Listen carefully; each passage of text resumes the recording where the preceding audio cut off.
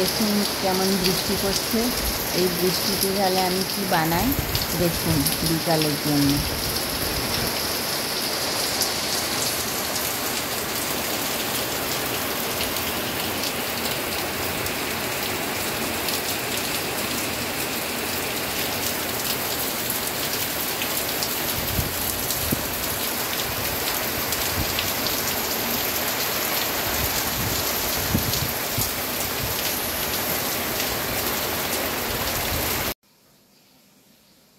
Hello friends, আজকে আমি বিকালবেলায় চাউমিন বানাতে চলে এসেছি। হাক্কা নুডলস মশলা দিয়ে বানাবো। আর কি কি সবজি নিয়েছি দেখুন, বিনস, গাজর, ক্যাপসিকাম, বেল পেপার, এগুলো আমি সব কেটে নিয়েছি। তারপরে এগুলো আমি বয়েল করব। সঙ্গে আছে চিকেন কিমা। চিকেন কিমাটা আমি অল্প আদা রসুন বাটা আর একটু গোলমরিচ দিয়ে সেদ্ধ করব। তারপরে রান্নাঘরে আপনাদের সঙ্গে দেখাচ্ছি কি কি করব। মাংসের কিমা সব কিছু সেদ্ধ করে নিয়ে চলে এসেছি। তাহলে এবারে আমরা চাউমিনটা বানাবো। তার জন্যে কড়াইয়ে আমরা অলিভ অয়েল তেল দিয়ে দেব। এবারে সবজিটা একটু নেড়ে দিয়ে নেব।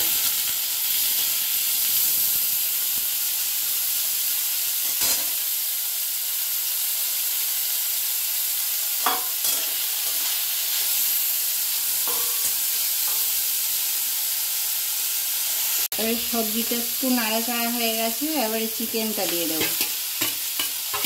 চিকেনটাও এর সঙ্গে একটুখানি ভেজে নেব। এবারে এগুলো সব আমি ভেজে নামিয়ে নিয়েছি। ফের কড়াইয়ে অলিভ অয়েল তেল দেব।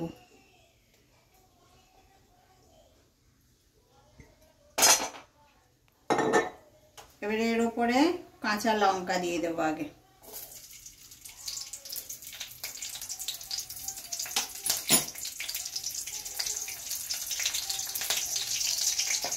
কাঁচা লঙ্কাটা একটু পটপট করে ভাজা হলে তখন একটু পেঁয়াজ দিয়ে দেব।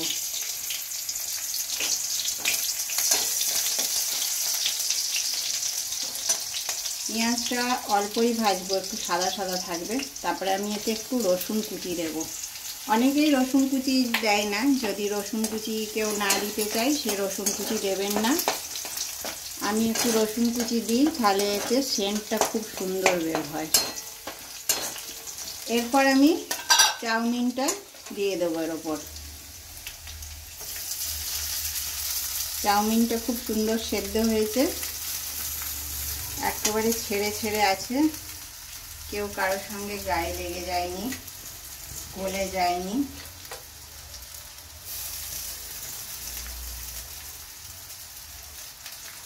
চাউমিনটা সেদ্ধ করার সময় নুন দেবেন, সাদা তেল দেবেন। আর সেদ্ধ হয়ে গেলে নামানোর পরে অবশ্যই ঠান্ডা জলে ভালো করে ধুয়ে নেবেন, তাহলে একটার সঙ্গে একটা গায়ে লেগে যায় না। এবারে আমরা সমস্ত সবজি, চিকেন কিমা এগুলো যে ভেজে রেখেছিলাম সেগুলো আগে দিয়ে দেব।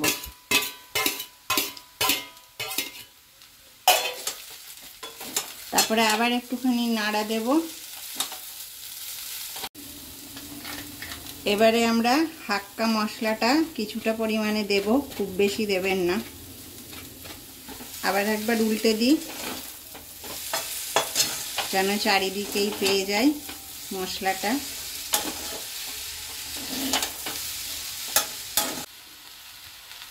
এবারে একটু গোলমরিচের গুঁড়ো দেব।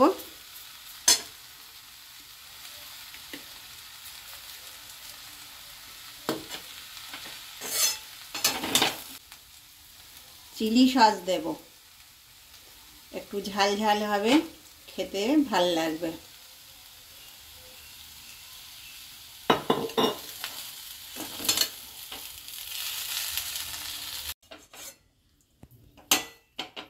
এবারে আমরা বেল পেপার আর ক্যাপসিকামটা দিয়ে নাড়াচাড়া করে নামিয়ে দেব।